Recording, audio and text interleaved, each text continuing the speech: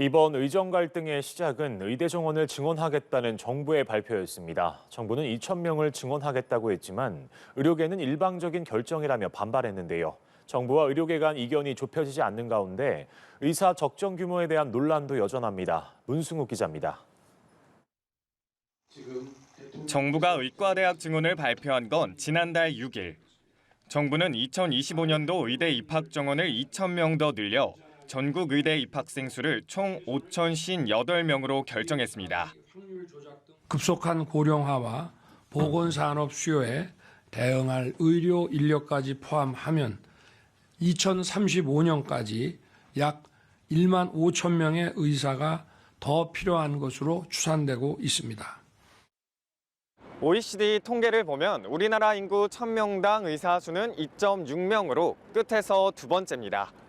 정부는 한의사를 제외하면 2.1명 수준으로 떨어지고 이번에 증원을 하더라도 2.3명 수준이 된다고 설명합니다. 현재 국내 의대는 의학전문대학원 한 곳을 포함해 총 40곳인데 이 가운데 17곳의 정원이 50명 미만입니다. 외국 의대 평균 정원이 100명 이상인데 비해 한국은 평균 77명에 그치고 있습니다. 정부는 투입되는 자원 대비 입학 정원이 적은 소규모 의대에선 비효율이 발생한다고 지적하며 증원의 필요성을 강조합니다. 하지만 의료계는 단편적인 해석이라고 비판합니다. 감소하는 인구와 의료 접근성 등을 함께 따져야 한다는 겁니다. 한국은 특히 저렴한 비용으로 의료 접근성이 좋은 나라로 세상에 위치하고 있습니다.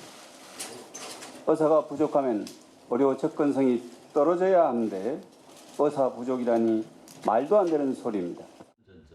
방향성엔 공감하지만 의대 증원의 경우 속도 조절이 필요하다는 의견도 있습니다. 교수님들 중에는 이제 10% 정도를 우리가 감당할 수 있을까? 아주 무리하면 20% 정도? 그러면 이제 300명 내지 500명 선을 이야기하는 분들이 많았죠. 그래서 최대한 형편에 맞게 무리 없이 폐결하는 것, 이게 중요할 텐데요.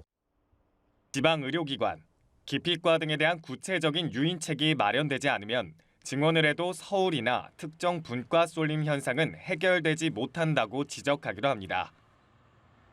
일본 같은 경우에는 정부와 의사단체 그리고 지자체, 그 지역의사가 필요한 지자체가 같이 인원을 추계하고 뽑는데요.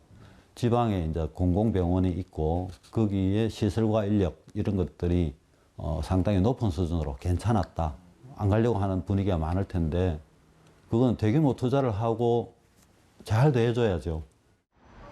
다만 정부는 과거보다 학생 정원은 줄고 교수 채용은 늘어났기 때문에 증원을 해도 교육을 감당할 수 있다는 입장이어서 의료계와의 의견은 좁혀지지 못하고 있습니다. 연합뉴스TV 문승욱입니다.